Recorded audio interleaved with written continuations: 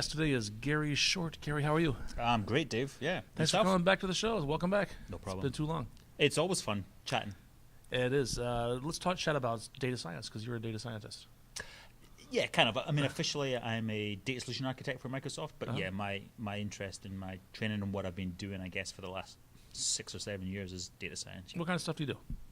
So, as I said, I'm a data solution architect for Microsoft. So what that means is I consult with Microsoft's customers, and I'm responsible for everything to do with ingestion, storage, and advanced analytics of data on the Azure platform. Give me an example.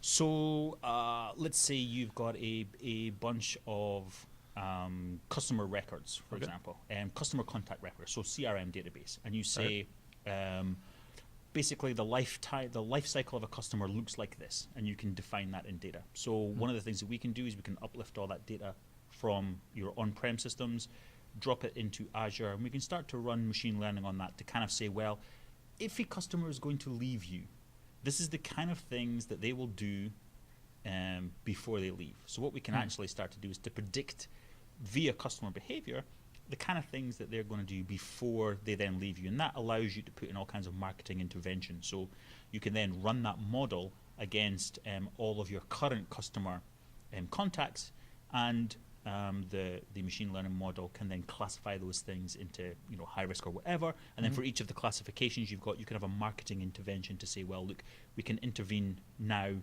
and then maybe we won't lose that customer. So that's the kind of thing. I like that. That provides a real-world example of how you can use data. Data itself is just pieces of information, but once you Absolutely, yeah. once you actually use it, then sure, it becomes real. Absolutely. And if it was maybe like a 50 or a couple of hundred, then a human can look at that and see the pattern. But Sure. when you're talking about terabytes of data, then you That's really when you need tools like machine learning. That's when you need tools like machine learning to help you spot those patterns. Absolutely. You were telling me about chickens the other day. Sure. Data and chickens, which are words they don't often use together. Absolutely. So this is for a particular customer, and what they do is they're a chicken farmer. Okay. And up until very recently, I didn't really know much about chicken farming. The problem I with the can teach customer. you. Awesome. So the problem the customer comes to me with is when I get an order for chickens, I don't know exactly how many chickens I've got, so I tend to oversupply. So really what would be a big help in the kind of overall solution to this problem that I've got is if I knew how many chickens I had. And I was like, how can you possibly not know? You're a chicken farmer. How can you like a reasonable thing for how can you possibly chicken not farmer to know? And he says, well, when you think about it, I buy eggs at the start of the season. I buy eggs by the ton. Okay. So for kickoff, I don't know how many eggs I've got. He said, and then some of them will hatch and some of them won't. So I'll have a subset of the eggs that I've bought will then turn into chickens. Right. And they are in these free range sheds. He said, so how am I supposed to know how many they've got? There were tons of eggs, You and can those walk tons around of and eggs try have and count turned them, but they move very fast. But they move very fast. So what are you going to do, kind of thing? And he said it would be great. It would really help us a lot if we could actually know exactly how many chickens we had in each shed. So that's kind of the problem. So like you say, it's very difficult, to have a bunch of people run around a chicken shed counting chickens, because, like they say, they won't stand still to be counted. And as I said, somebody asked me, well, oh my God, how do you count chickens? I told them I count the legs and then divide by 2. I don't do that. Yeah, it's not. So how we do that? We do that algorithmically in a number of steps. Okay. So really, the first step is we have a number of fixed cameras in the roof of this chicken shed, and it looks down and it takes. Once you stitch them all together, you get an image of the entire floor of this chicken shed. Right? Okay. So by definition, then all of the chickens are in that image. And then what we do is chickens are roughly all one particular color. I mean, there are party colored. So some of them will be like mostly red and they'll have a little bit of white. Some will be mostly red and a little bit of brown and a little bit of white. But they are mostly one main color. Okay. And the ground that they are on is mostly one color as well. Okay.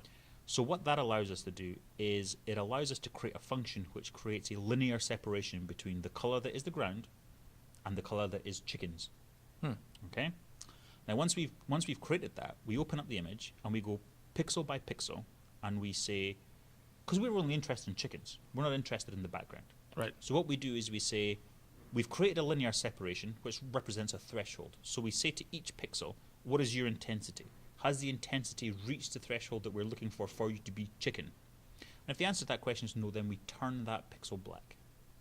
If the answer to that question is true, or yes, I have, then we color that pixel white. So by the time we finish that first stage, what we have is basically a black image with a lot of white specks on it. Okay, that's a lot easier to analyze than Okay, so now different reddish exactly. brown versus brown dirt. Correct. Is it reddish brown? Is it this? Is it whatever? Okay, so now we've got just black and white. And what we have, as I said, is mainly a black image with a bunch of white specks on it in clumps. So what we then do is we use the k nearest neighbor algorithm to cluster all of those points into all those individual points into actual clusters. And the trouble with that is the k in k nearest neighbor. Actually, can you define the k nearest neighbor algorithm? Sure. So so nearest it's basically, it works in a bunch of ways, but in general, you want to know something. Okay, so in this particular case, we're looking at, I want to know Euclidean distance. Okay, but it works for a bunch of stuff. A thing that you want to know. Okay. And what you do is you ask the nearest neighbor to the point that you don't know. So you have a point that you don't know, and you have a point that you do know. And so you ask the nearest neighbors of the points that you do know, is this point near you? Should this point be in your cluster, or should it be in your cluster? And each of the nearest neighbors gets a vote. And the cluster with the highest vote score then that point then joins them. And you can use k nearest neighbor to solve a bunch of problems. In this case, we're looking at Euclidean distance. Okay. So what we say is, here is a point that I don't know. There's a whole bunch of points around about it that I do know. Okay, so I have a threshold distance, which you basically then becomes a radius, and you can create a circle with that radius, and then all of the points inside that circle become nearest neighbors, and we're going to ask them all. Okay, but we're not going to make all of the votes equal. We're going to have a linear function, which basically means the nearer you are to that point, the more your vote counts. Okay. Yep. So let's say you didn't know me. So let's say you were sat there, and there was 3 other people sat to your left. Okay. Okay. And if the algorithm was to say to you, "Hey Dave, should Gary be in your cluster?" You get a vote, and those people get a vote as well, right? But the further away they go, the less their vote counts. So that, because clearly I'm closer to you than I am to them. Okay. All right. So your vote counts for more, and then it's just a sum of all the nearest neighbors that you've got, and the one with the highest wins. Okay. And the k in k nearest neighbor is the number of clusters that you've got in this case. You know, the number of things that you want each point sorted into. Okay. Now the trouble with that is there's 2 ways to specify what that k is. You can specify it up front. You can say, I want this algorithm to cluster all of the points in this image into 4 clusters. Okay, so you're going to be nearest one of those 4 clusters. Let's go for it. Okay, but we can't do that in this case because it turns out that actually the clusters are going to turn out to be chickens, and chicken's the thing we're trying to count. So we don't know how many k's we've got in the first place. So what we have to do is we have to use the second method, and that is to create a heuristic, which allows us to kind of specify the k's as we're going. So the heuristic for this particular example is fairly straightforward. You take the first point, and that's got to be the point of the first cluster. So you don't have any work to do there. You go point number 1, your cluster number 1, done. Then you pick up point number 2, and you say, are there any points within the threshold distance from this that I'm interested in? And if there isn't, then that becomes the second cluster. And if there is, if it's close enough within the threshold to that one, you say, well, okay, you get to vote, and obviously, you know, it's going to vote that yes, it is near enough to me, so that goes in that cluster. Okay, and then you keep doing the exact same thing. You know, if the new point isn't within the threshold distance for any of the other clusters, it becomes the first point in a new cluster. If it is within the threshold distance for only one cluster, it joins that cluster. If it's within the threshold distance for 2 or more clusters, then we ask all of the points which are close enough in those clusters to vote. Bearing in mind we get that linear function which increases or decreases the value of a vote, and the cluster with the highest vote, that point joins them. All right. So by the time we've done all of that, what we've noticed, we know the number of clusters that we've got. All right. Okay, and then all we do is we count the number of clusters, and that number of clusters is the number of chickens you have in your shed. It sounds pretty simple. It is pretty simple. To be honest, it is, when you break it down, step by step by step, each step is pretty straightforward. What are the tools you're using to do this? You could probably do it in a bunch of ways, right? Because of the tool set that the customer is using right now, this is just written in C#. It's just a just a program. You're C# not using application. Azure or ML Studio or anything like that? No, we don't need to, because the actual... So this customer is a customer of ours. He has these things used. He has other data in Azure. Okay? These photographs are all going to be taken and uploaded to Azure and then stitched together. So we are using Azure. The thing that's going to run this algorithm is going to sit as a VM in Azure. So it's not true to say we're not using Azure. We absolutely are, but we're not using any of the platforms. Right? So we're more learning tools, exactly. So we're not using machine learning tools. We're not using any of those platforms, right? Where it's purely the IaaS stuff we're using, and not the PaaS stuff. Excellent. I think that's a good starting. That's a great story. I love the practical application of data science. I love it too. You have an online presence, right? I do. Yep.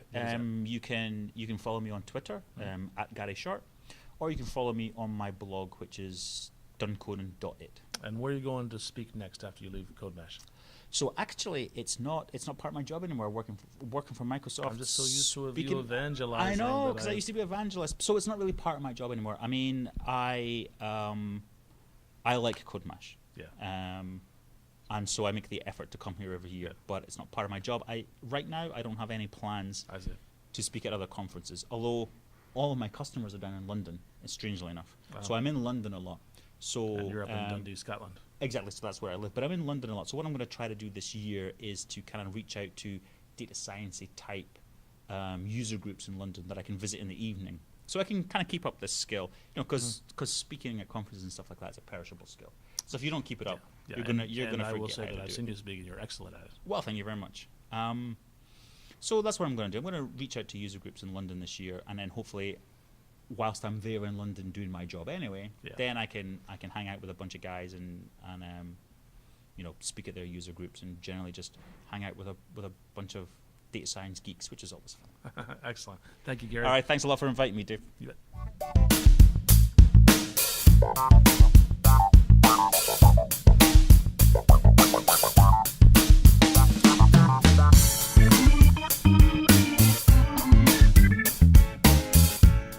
So what makes my life better is technology and friends.